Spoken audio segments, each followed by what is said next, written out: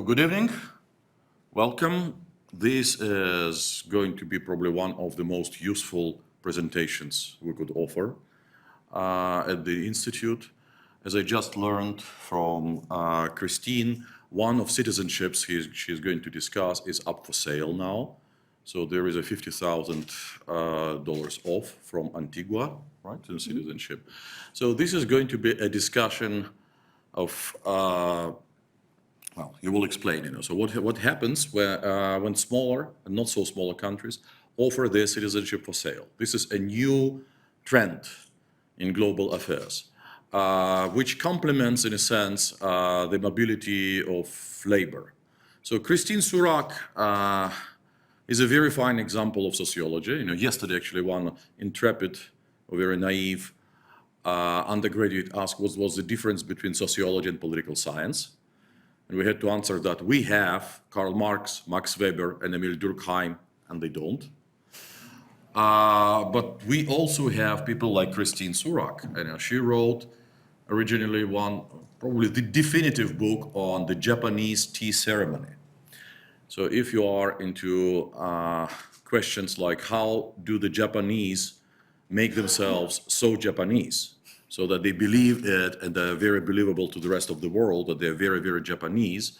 And if you want to think, what should be then our strategy to make, say, Emirati or us Armenians, look very, very Emirati or Armenian to the rest of the world and feel like that. So she is one of the greatest theorists of this. This is admirable because we have so many great theories of nationalism which operate at very large scale. Modernity, industrialization, and how imperial people or small tribal people came to have a national identity. Kristin actually bridges that with daily life practices. How could the common people, common housewives, as they are in Japan, come to identify with the nation, come to feel that they are the bearers of the national spirit? Usually, when people make such a great investment in learning Japanese language and tea ceremony takes years, of course, people usually stay with what they have learned. And that's how they become experts. But Kristin moved on and she produced very important work on something which we always wanted to know but did not dare ask. How do different countries manage guest labor, guest workers? What are the regimes for bringing from outside the labor and making sure that they do not overstay the welcome? And that is on the labor side of globalization. And now, of course, there is yet another project on the richer side of globalization. So what now happens with this, not only national spirit, but the formal embodiment of it, that we are supposed to carry it as in our passports, in our papers, so what we are. What are our identities? And it turns out that that is for convenience and sale too. And what are the interesting paradoxes and situations emerging from that? So I'm very much looking forward to hear from Kristin and what are the results of her comparative research around the world. Thank you much, Chris. Thank you, and thank you for having me here. It's wonderful to visit the NYU campus and see what can be actually done in a place where one would think it'd be very difficult to actually build a global city. But I'll just leap into the talk tonight.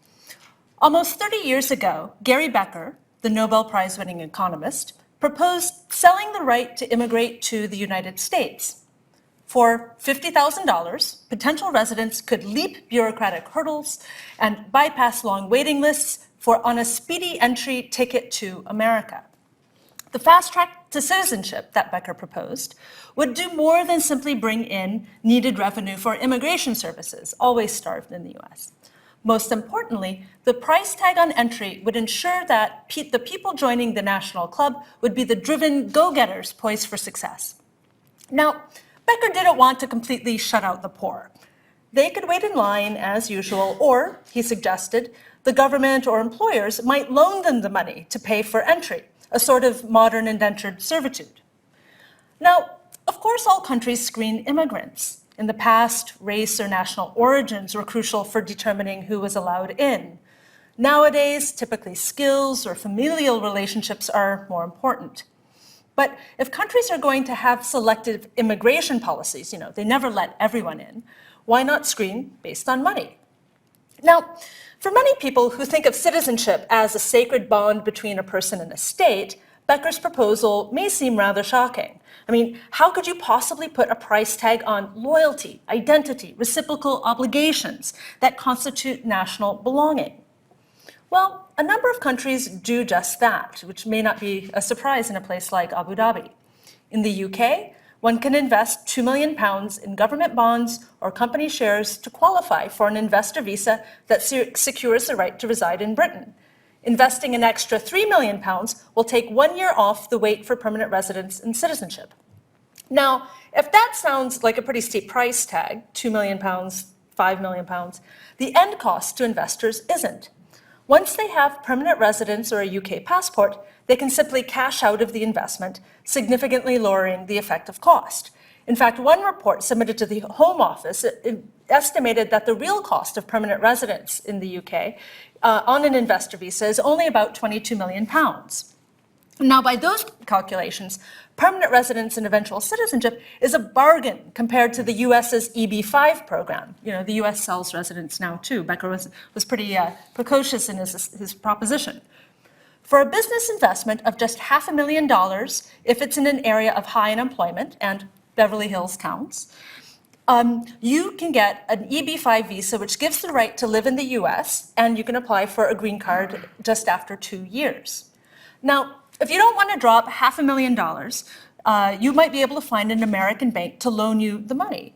And after all the fees are calculated, the actual cost might come down to as low as about $100,000. And once you have your green card, you can apply for citizenship after 3 years. Now, of course, many people don't want to wait. Fortunately for them, there are a number of countries that have done away with these tedious residence requirements.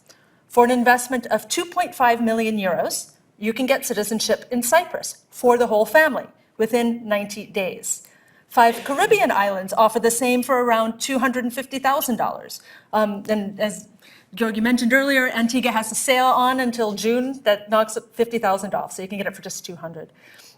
Now, so there's quite a range to choose from when it comes to citizenship products these days, which is very striking, because few statuses are as arbitrary yet influential for determining life chances as citizenship.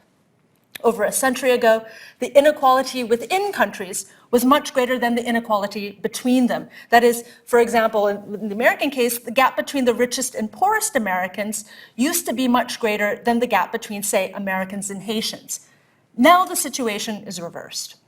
No one chooses their parents or where they are from, but even the poorest Danes are doing far better and living much longer than the average Burundian.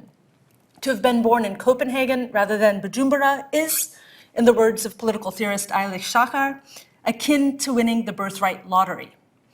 It's inequality rather than equality that defines citizenship. Now, within this field, the spread of economic citizenship programs, that is exchanging citizenship for a financial investment in a country, is an interesting site for understanding broader transformations in citizenship today. Now, traditionally, academic studies have focused on 2 ways in which people get citizenship. This is the 2 ways referenced in the title.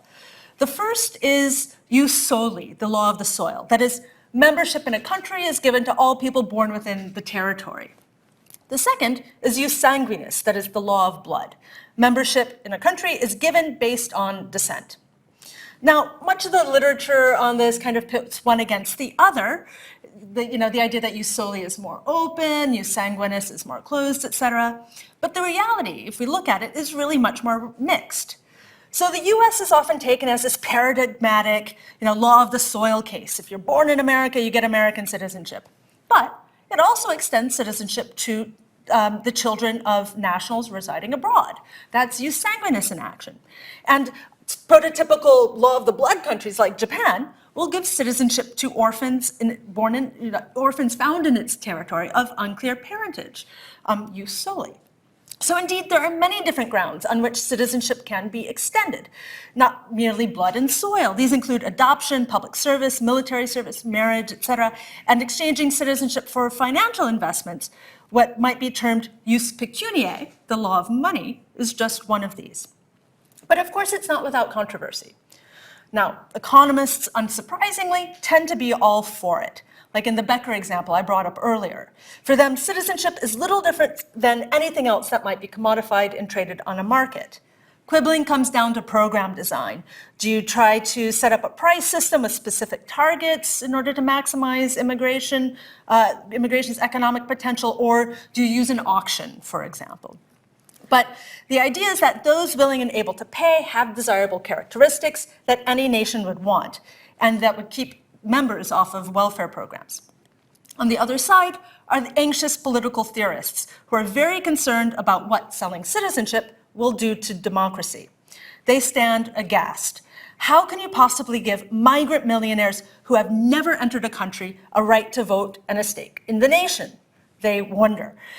Money cannot buy a genuine connection to a political community, they argue.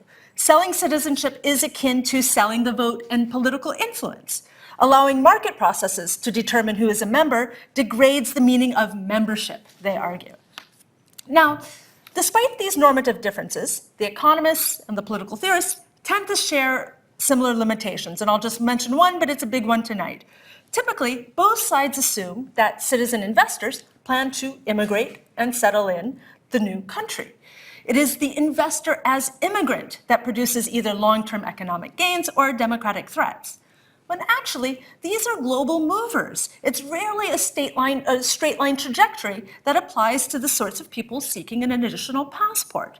Most are very transnational and are looking for mobility and security. Indeed, and this is the crucial point, citizenship is not merely about the rights it gets a person within a state. It's about the benefits it secures outside of a state. That is, citizenship is the right to more rights elsewhere, to twist Hannah Arendt's very famous phrase. Now, a part of this is reputation. People with more prestigious citizenships benefit when abroad from the reputation of their country, and of course, vice versa. For global movers, however, the more immediate concern is getting out of a country in the first place. It's about visa-free access. And on this measure, the most powerful passports, those from Germany and the UK, allow their holder to enter about 170 countries without obtaining a visa in advance. You just show up at the airport and you're in. The worst, Iraq and Afghanistan, will allow their holder access to less than 30 countries. Now, more than merely access to other states, although this is very important, citizenship secures benefits within them. But not only within the home state, but outside, as citizens of regional clubs know very well. So the EU, the GCC here, ECOWAS in Africa, CARICOM in the Caribbean, the Nordic Council, etc., they all give expensive benefits to citizens of member states. So if I have a French passport and I go to Germany, basically my rights are pretty much the same as German nationals. I can invest, I can own businesses, I have rights to welfare, and I even have limited voting rights. As such, having EU citizenship is like having citizenship in 27 countries. Bilateral agreements, like those between France and Monaco, or Lesotho and South Africa, have the same effect, extending the benefits of citizenship beyond the territory of the nation state. Now, here I'll just briefly mention why I'm focusing so much on rights and not really on duties. We often think about citizenship as a bundle of rights and duties, and that's not really the case any longer. It's basically because many of the duties we traditionally associate with citizenship, so things like paying taxes, are levied not only on citizens, but non-citizens as well. Everybody, permanent residents always pay taxes, even tourists pay taxes, sales tax at the till. Military service, same thing. Conscription armies are on the decline globally, although apparently not the case here. And on top of it, many armies enlist foreigners as well. If you serve in if you're Mexican, you can sign up for the American Army, serve in it. And if you die serving the American Army, you'll get post-mortem citizenship, which will allow your family to migrate to America. In fact, in the US, pretty much the only duty that's limited to citizens is jury duty. And even then, you have to be resident on American soil in order to have to do that. The sociologist T.H. Marshall observed half a century ago that the rights of citizenship were superseding its duties, and this trend has continued since then. All right, so that's the caveat on duties. To go back up to citizenship, the key point is that external privileges that it's external privileges that secure the value of citizenship as a product. And these are crucial for understanding the dynamics of the market for citizenship and residence planning. Now, within this market, there are a couple of different citizenship and residence products available. These include immigrant investor visas, discretionary economic citizenship, and citizenship by investment. So what are these? The first one, immigrant investor visas, offer a pathway to residence or permanent residence based on a financial contribution. This may or may not lead to citizenship. These are very, very common. Around 70 countries offer such programs, including the American EB-5, the UK investor visa I mentioned earlier, Australian significant investor visa. There's a Panamanian reforestation fund that will get you permanent residence there. Portugal, France, Singapore, even Brazil has this fantastic one called the Permanent Residence and Visa Investment Program, known as VIPER. Then there's also discretionary economic citizenship. Countries can grant citizenship. As a sovereign state, they have this as a sovereign right in exchange for financial contribution in a discretionary manner. The government of Panama, if you give the government of Panama enough money, they'll give you a passport. Few questions asked. Same with Nauru in the Pacific. In Europe, Austria, for example, will give citizenship to individuals who have accorded the country exceptional economic benefit. That's usually somewhere between 2 million and 10 million euros. But in all of these cases, in these discretionary cases, the expectations are unclear, it's undefined, there's a lot of ambiguity, it's highly personalized, and the result is a practice more than a real program. Now, citizenship by investment is a little bit different. Now, you do get citizenship in exchange for financial contributions, but it's a clearly specified program. Here, the time frame, the cost schedule, the investment options, due diligence expectations are plainly specified, and it creates sort of a policy package that can be replicated in other countries.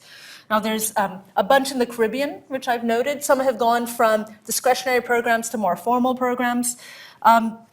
There's as well as Malta and Cyprus in the Mediterranean. Now, what's very interesting here in looking sort of at the range of countries from St. Kitts and Nevis in the Caribbean, Cyprus in the Mediterranean, Dominica, Antigua and Barbuda, Grenada, Malta, St. Lucia, is that in 2012, there were only 2 countries on this list. Now there are 7, and there's at least half a dozen additional countries in consultations right now to develop these programs as well. They're expanding. So we're definitely going to see more of this in the years to come. So this poses an interesting puzzle. How did we get here? What lies behind the origin and spread of citizenship by investment? Well, first of all, the sale of citizenship isn't entirely new. I mean, the meaning of citizenship has changed across time, so it's a little bit anachronistic to say this, but cities in ancient Rome would sell citizenship, for example. A number of European cities did as well. If we understand citizenship as it is in a contemporary sense, there's even a very recent example found in Liechtenstein, which from 1920 to 1955 offered fiscal naturalization, which accounted for almost all of its new citizens and a large proportion of its public revenue. But the story I want to tell today starts in 1980, when the microstates in the Pacific began selling citizenship to Chinese clients seeking greater freedom of travel and the advantages of tax havens. So between 1982 and 2002, about 20 years, countries you must all know, wonderful places like Nauru, over a little bit east of Papua New Guinea, Vanuatu, Tonga, etc. These countries, in a period of 20 years, sold about 14,000 passports for anywhere between $4,000 to $50,000. The sales, though, were largely secretive.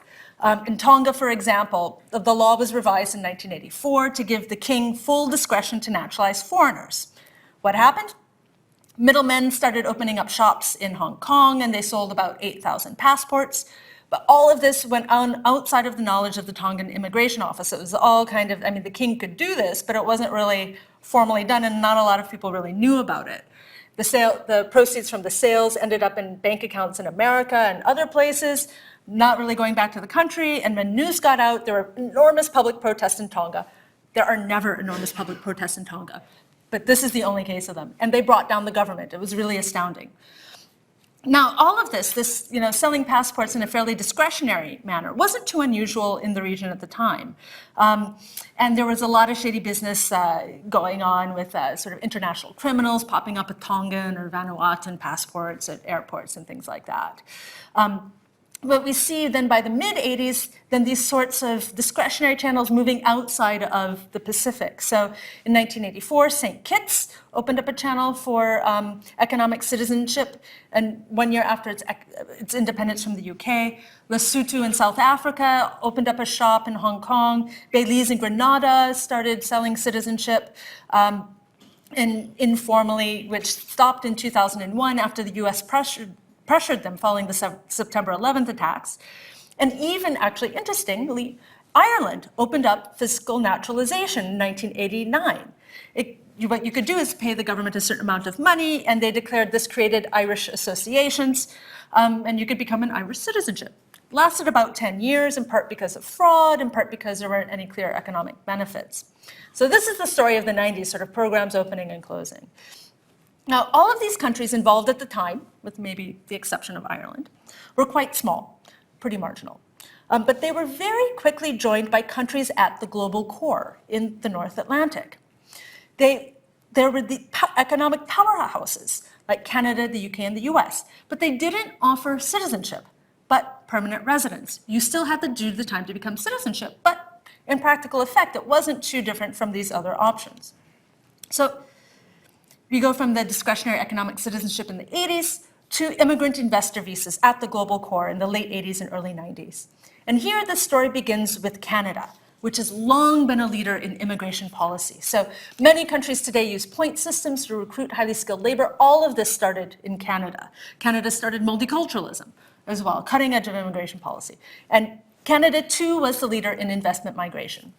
In '78, it opened a business immigration program, which it reworked in '86 into a federal immigrant investor program. How did this work? You demonstrated in the early years, you demonstrated you had 800,000 Canadian dollars and you invested 400,000. In the early years, you demonstrated you had 500,000 Canadian dollars net worth. And then you invested 250,000 Canadian, not very much at all, in a business. And in exchange, you got conditional residence, which became permanent residence after 3 years. And this was always granted. They didn't look at how the business was doing or whether you'd even started a business in the first place, or if you had even invested the whole amount of money in the business. And it gave you then, you could apply for citizenship within a few years after that. The program was hugely, hugely popular. Over the course of about 25 years, it produced 200,000 new Canadians. All the other countries in the North Atlantic started looking to this, very impressed. The US started its own program in 1990, the EB-5. The UK started one in 1994, and many, many other countries followed suit. What's interesting, though, is outside of Canada, the numbers remained very, very small. In the UK, sometimes they had a dozen people applying each year. While Canada, would see numbers of applications reaching 50,000 in some years, and they had an enormous backlog when they shut down the program just 2 years ago. What's also interesting to note is that the economic impact is trivial. These are huge economies. The figures are just a drop in the bucket. And most of the time, the actual money going in was far less than what was pitched on paper. You didn't have to really create a new business. You could just buy the papers for another business and put your name on them. And there are loads and loads of workarounds. At the end, you can always withdraw the investment as well. So the actual economic contribution is usually marginal. Now, it's within this field of discretionary economic citizenship on the periphery and immigrant investor visas at the core that formal citizenship by investment programs could find their place. This is what we see emerging from the mid-thousands, citizenship by investment. The story starts here. You can barely even see this on this Google map, in the island of St. Kitts, or the Federation of St. Kitts and Nevis, which in the year 2005 was in a bind. It had just closed down sugar production, its economic mainstay, and it was desperately looking for something to sustain the economy. Now, fortunately, vacationing in St. Kitts at the time was the leader of Henley & Partners, a Swiss firm which arranged European residence for the global elite. Now, the head of Henley saw a business opportunity, and went up to the government and basically helped to retool its largely discretionary program into something very formal. What was the result? It was a formal citizenship program. You could either donate $250,000 to the government or buy or invest in real estate worth $400,000 and then give another $50,000 in processing fees, et cetera.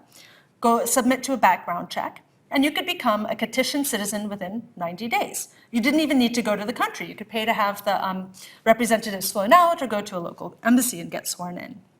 Well, what the government did is take its discretionary channel and put a lot of the program above the board. It set up a private entity to handle the donations. It created an approved list of investment options. It helped develop a system for licensing citizenship agents. And the government contracted Henley to do its advertising, taking it to the global scene, while Henley got very generous commissions.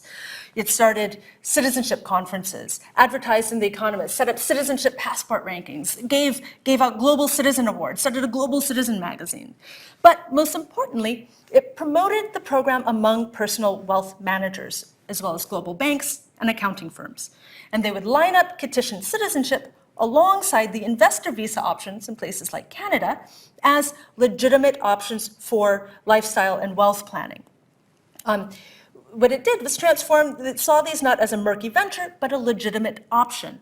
And importantly, one that would not raise warning flags among the risk divisions of international banks and accounting firms. Legitimacy here is crucial.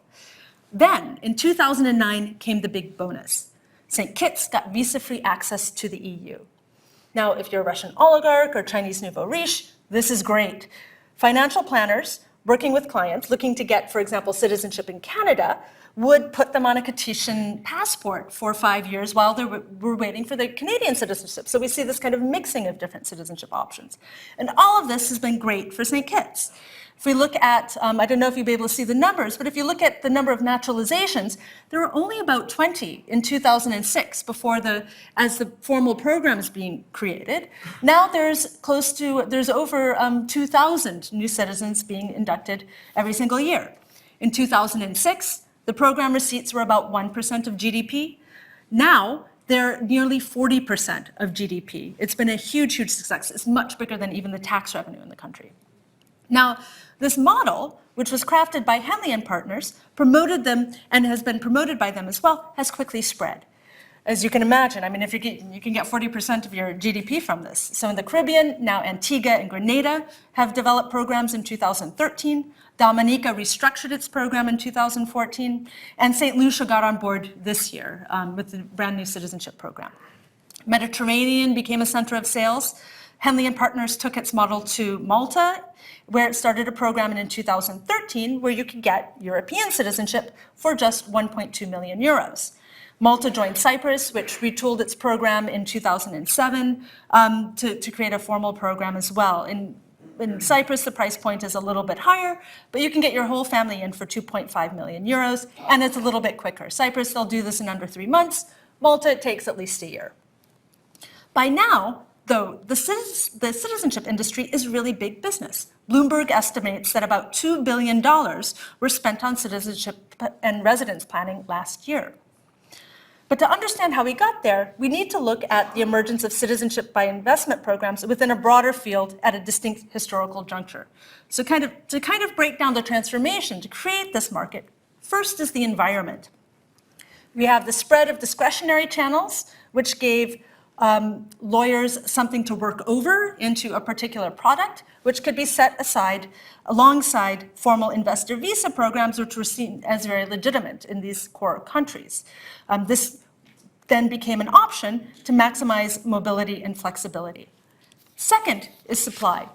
Supply is driven by both the residence planning agencies on the one hand and the governments of microstates on the other, who have really very few other options to generate revenue. There's now a policy model that can easily be transported to new places, which has a compounding effect as the industry grows up around it. And governments are increasingly interested in investor citizenship as a viable option. Then there's demand. Demand for products has continued as new wealth is made outside the global core. Hong Kong was the mainspring. This was the history of these programs emerges out of Hong Kong, where the combination of freewheeling capitalism plus uncertainty about what would happen when the return to China occurred created a moneyed yet possibly a mobile elite looking to hedge their bets and secure their future. This is a similar story in the case of the transition from the Soviet Union to Russia, as well as the Middle East, where we see new wealth paired with bad passports and uncertainty of ruling regimes. So driving demand is new wealth created outside the global core. Now, of course, one has to ask about opposition.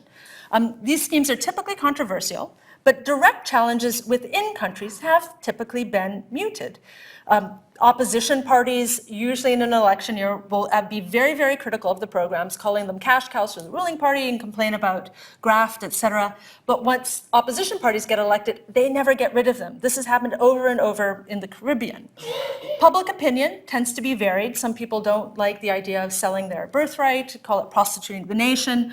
But many people see this as also an economic option when there are few other options available. They want to make sure the programs are managed well, but they don't see them as bad in the first place. So it's a very diverse public landscape on this. Nonetheless, in none of these countries have there been the protests that we saw in Tonga, for example, which took down the government. Now, not really opposition, but at least pressure on these sorts of countries can be exerted by core countries. And this is largely reactive, but it's very, very powerful. So if you remember, the value of citizenship as a product is what it gets a person outside of a country in core countries. So in the Caribbean, it's visa-free access to Europe. In the Mediterranean, it's EU citizenship or visa-free access to the US. As such, Brussels and Washington can render passports useless if they revoke access. And they've used this to pressure programs in the past and even shut down programs as well. Finally, there's the issue of legitimacy, which comes out of this as well. With the rise of formal citizenship investor programs, reputation has become a key concern. So for small islands with little else beyond tourism, the stakes are very high. They need the global north to recognize the legitimacy of the programs. And the result has been a push for greater transparency, a turn to independent due diligence, and the emergence of standards boards to protect the reputation. Here we see an increasingly complex field that has allowed for some stabilization of these programs. So what do these transformations mean for citizenship more broadly? And I'll conclude with a couple of observations. So first, citizenship has long held a quasi-sacred status. To be a man without a country, in Edward Everett Hale's famous phrase, was a fate worse than death. If you remember this, this was an essay he published in the Atlantic Monthly about a guy who was convicted of treason against the American state, and he was put on a ship and never allowed to see American again. And this is something that most American school children, up until, I've even read it in school, had to read. I mean, how terrible to be stateless. Citizenship is something that's sacred. On top of it, citizenship historically was supposed to be unique. Dual citizenship and dual loyalties were to be avoided at all costs. That's why traditionally when women of one nationality married a man of another nationality, she would lose her nationality on the expectation she would take her husband's nationality in order to prevent dual citizenship of children. In fact, the British diplomat George Bancroft likened dual citizenship to polygamy. Teddy Roosevelt called it a self-evident absurdity. I mean, there was a strong normative pressure against dual citizenship. Now, all of this has changed dramatically. Dual citizenship is on the rise. Here you can see in the 1950s, there were about 5 countries that recognized dual citizenship. By 2005, there were nearly 60, and now actually almost half of all countries today recognize dual citizenship. It's just been an incredible increase. Now, dual citizenship yields options. You can have, for example, there's a market for sort of a birth market in the US for Turks who fly over to have their children on US soil in order to potentially have more options when military service comes up. Many Argentines will look for an Italian ancestor in order to claim an EU passport. It doesn't take much. If you're from Argentina and you have one Italian, or if you're from anywhere, if you have one Italian in your family, you can get Italian citizenship. It's pretty easy. Even if you've never been there, you can just go to an embassy. This is a world in which we have citizenship a la carte. You can choose from among your various citizenship options. People are ever more strategic about citizenship as the right to more rights. Second important point is that citizenship is about global inequality. We often think about it as equality among citizens, but it's also about inequality across the globe. It's inequality that drives the market and determines the value of citizenship as a product. Demand will remain strong as long as countries outside the global core continue to produce wealthy citizens looking to improve mobility or security. And microstates, too, with few alternatives, will continue to look to citizenship options, especially as international pressure on financial products and tax services, what they've traditionally turned to, mounts. And third, following from this, citizenship isn't only about what it secures a person within a state. It's also about the privileges it gets outside a state. Investor citizens don't want to move to St. Kitts or Cyprus usually. They want to gain access to Europe or the US and even beyond. It's regional alliances and bilateral agreements that secure the worth of citizenship as a product. And this external dimension is important because it provides foreign states, not merely national states. We often think of this as something that's within the domain of the nation, but because the importance of the external dimension, foreign states have leverage over citizenship programs. So what's the upshot? To conclude, again, I suppose maybe there's a bit too much Latin, but to conclude, back up with a note referring to the ancients, if we go back to ancient Greece and ancient Rome, we can see economic citizenship as far more Roman than Athenian. To be a citizen of ancient Rome didn't hinge on participation in the rule of the polity. It was very different to Athens in that. In Athens, for Aristotle, the essence of citizenship was democratic participation, not in Rome. Roman citizenship, though, was a privileged legal status. It was a possession of the person and therefore transportable. A Roman citizen could travel anywhere throughout the empire and still make claims to a trial in Rome. It was civis Romanus sum. Jurisdiction, rather than democracy, stood at its core. Investor citizens epitomize the shift away from Athenian conceptions of citizenship to a more Roman version, a territorial, yet portable, legal privilege, and one centering on jurisdiction. And I'll just conclude by saying we might expect more of this in the future. Thank you.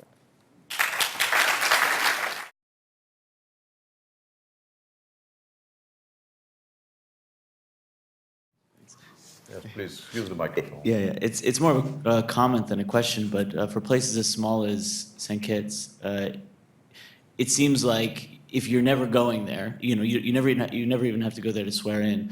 If you're never going there, then there's really no limitation on land, right? Before, when there was a citizen, you were limited by the land that your country had, but now that's not the case. So they can have, as many citizens as the U.S. has, and none of them actually live there, and maybe none of them have ever been there. And that way, it's just kind of a headquarters, a business that doles out passports. Yeah, absolutely. Is that a limitation on? Theoretically, they could make everybody in the world a petition citizen, except for the fact that there'd be probably coercion in some cases. But yeah, you don't have to. What's interesting about many of these microstates in the Caribbean is that, in broad strokes, the population on the island might be, if it's an economically successful island, a third foreign from other islands in the Caribbean, and a third of the national population is probably living in New York. So these are also, the idea of the state embracing the nation is also doesn't really work in these cases either. I have a question myself, actually. Do we have any data on the people who are by countries who are buying? Are there many Iraqis buying it, Russians, Chinese? Who are the people buying it? It would be great to have that data. Countries are very, very secretive about their numbers, in part because countries like China don't allow dual citizenship. So China, but sort of roughly, anecdotal evidence would say that around 40% to 50% of the market is Chinese. Then comes Russia. Then comes the Middle East, especially Iran, Syria, Iraq, Egypt. And then it kind of diffuses. But those are sort of key sources, yeah. I have a question about dual citizenship. So I was wondering if you could say a little bit more about, so what started this trend of allowing citizens to have dual citizenship? And at the same time, why would some countries not allow their citizens to hold another citizenship? And in the future, is it possible that countries would be allowing people to have like 3 or 4 or more citizenships? Well, most countries that have dual citizenship allow multiple ones.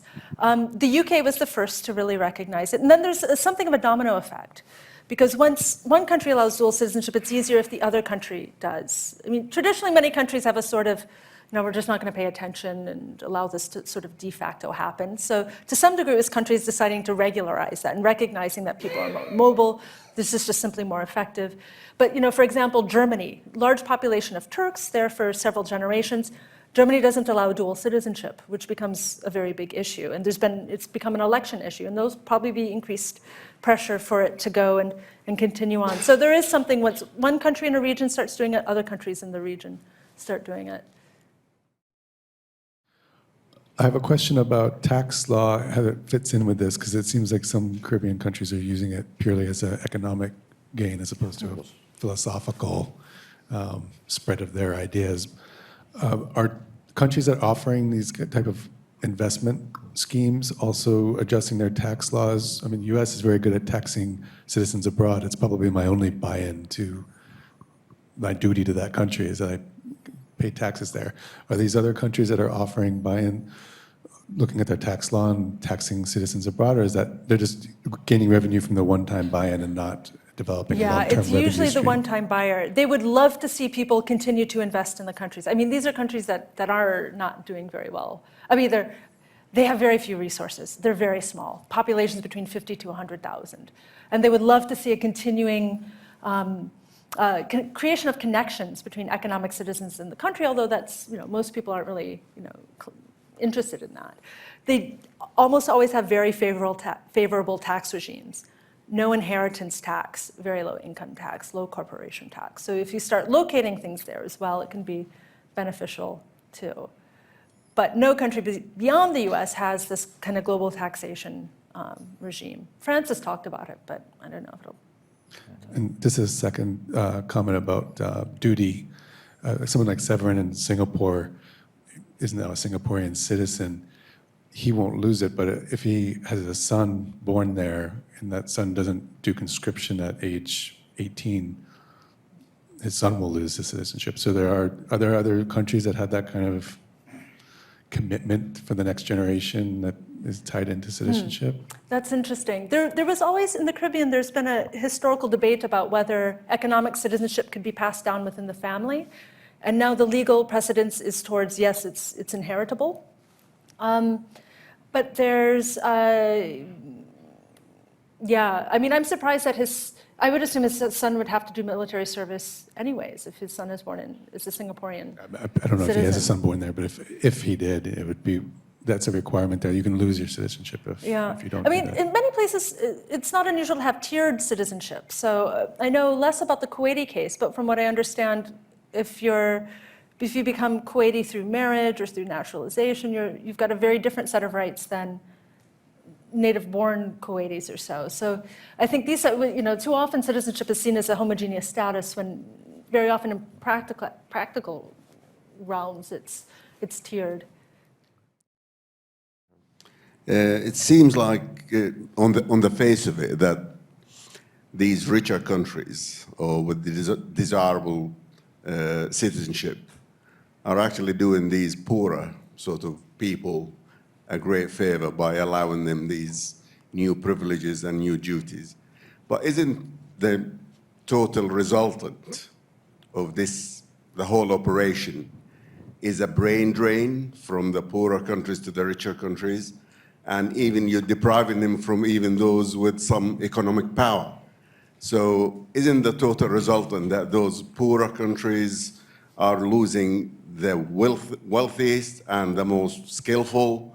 If you look at the point system that Australia and Canada adopt, it is really the creme de la creme of those poorer countries that are leaving them, making them even poorer and in a much worse situation than they were had they kept those citizens for themselves. Yeah, that's a continuing debate. And it's very complicated. The configurations in parts of the world are very different. But generally what happens is if there is a brain drain, in some African countries, almost all of their locally trained medical staff are working in the global north. And this is a really serious issue, especially when you have very pressing health needs. is that once things get stable and there's some steady economic development, many people come back. People are looking for, especially doctors, nurses, people with university educations. They often, that's where their family and friends and, it's home. And they just wish things were safer and better off, and then they do tend to come back. So people often talk about a kind of brain circulation now, a return, which can be a good reinvestment into a country. But you can't have that during civil war, for example.